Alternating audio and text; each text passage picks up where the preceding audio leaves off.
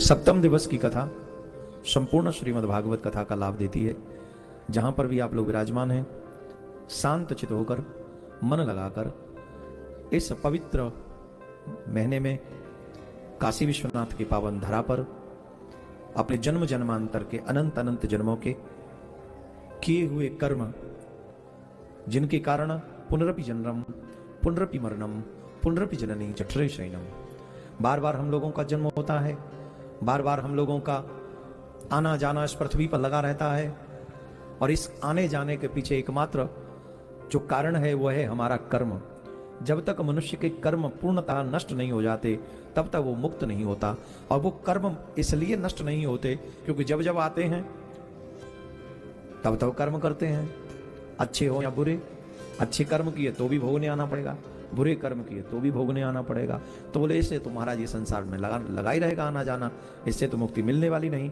अवश्य मिलेगी, अगर नहीं मिलती तो फिर मुक्ति बनती ही क्यों? अगर मुक्ति मिलती नहीं किसी को तो फिर मुक्ति है क्यों? मुक्ति मिलती है। बोले महाराज किसको मुक्ति मिलती है? बोले जो मैं का भाव त्याग कर देता उसे मुक्ति मिलती है। मैं करता हूं ये भावना जिसकी समाप्त हो गई। आप सबसे हमारा आग्रह, उन ईश्वर से ही प्रेम करो। अगर मोक्ष पाना चाहते हो तो एक ही साधना कि वही सब कुछ करने करने वाले हैं, हम नहीं। अगर आप ये नहीं कर पाए तो फिर तो हमारा मरना और जीना, जन्म लेना ये सब लगा रहेगा। पुनरपि जन्मम पुनरपि मरणम पुनरपि जननी जठरे शयनम। एक और सुंदर भाव आज हम चाहेंगे कि श्रवण कर लें। हम यहां पर जितने भी लोग बैठे ऑलमोस्ट गृहस्थी हैं, और हम लोग समझते हैं खुद खा लें, कमा लें, बच्चों के लिए रख जाएं और मर जाएं। हम तो गृहस्थी हैं। ऊपर से एक और आशा, बोले सबसे बड़ा गृहस्थ आश्रम है महाराज, इससे बड़ा आश्रम ही नहीं कोई। यही कहते हैं, यही कहते हैं ना, मान्यता भी है, शास्त्र भी कहते हैं गृहस्थ आश्रम सबसे बड़ा है। लेकिन गृहस्थ आश्रम के धर्म का पालन किया जाए तो वाकई सबसे बड़ा यही आश्रम है। लेकिन गृहस्थ आश्रम इसे नहीं कहते कि कमाओ और स्वयं ही खा लो, के बच्चों को खिला दो। तो गृहस्थ आश्रम किसको कहते हैं?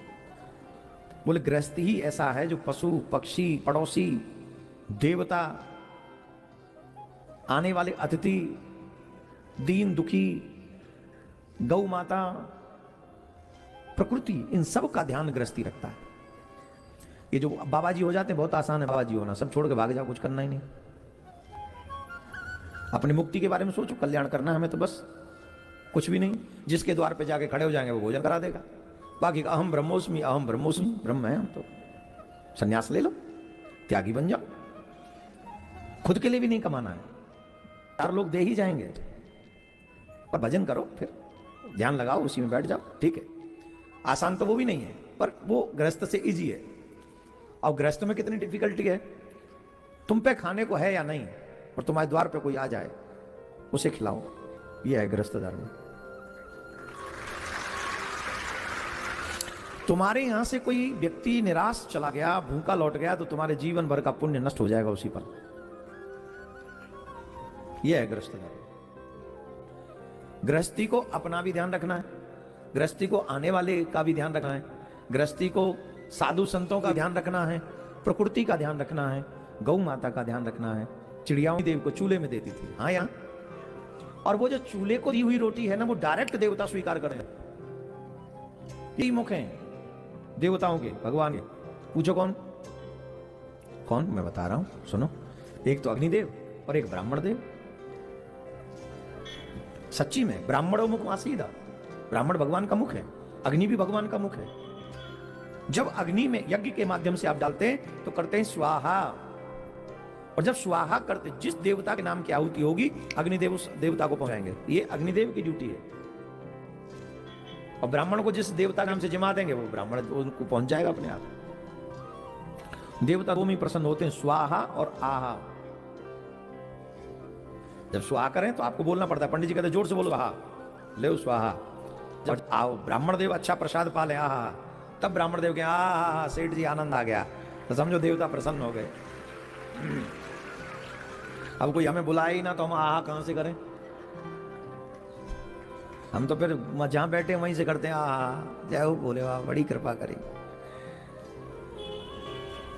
कितना गजब की बात है। कई लोग हैं जो बुलाते ही नहीं, कई लोग हैं जहां हम जाते ही नहीं। कितना अंतर है दोनों में, बड़ा अंतर है। और ठाकुर जी वो अंतर दिखाता है। दोनों ही भगवान के मुख हैं, ब्राह्मण और अग्नि।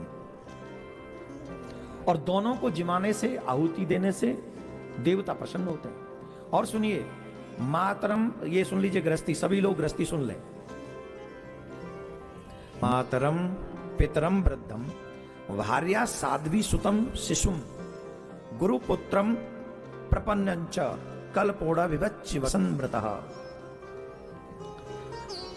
जो मनुष्य समर्थ होते हुए भी अपने वृद्ध माता पिता का पोषण नहीं करता, जो अपनी पत्नी का पोषण नहीं करता, पत्नी को त्याग देता है, जो अपने पुत्र, जो छोटा शिशु हो, बाल रूप में हो, उसका पोषण नहीं करता, जो अपने गुरु और गुरु पुत्र का पोषण नहीं करता और आने वाले अतिथि का पोषण नहीं करता, ऐसा मनुष्य जीते जी मरे हुए के समान है।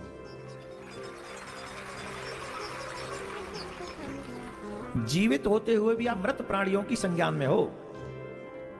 अगर आप अपने माता पिता का पोषण न करें, छोटे बच्चे का पोषण न करें, अपनी पत्नी का, आजकल पत्नी को छोड़ना, तलाक वलाक लेना तो एक जी आम बात है, सब बात नहीं बन रहा है, पटती नहीं अपने में, सेपरेट हो गए। अब हम बहुत बड़ा काम कर लिया, सेपरेट हो गए।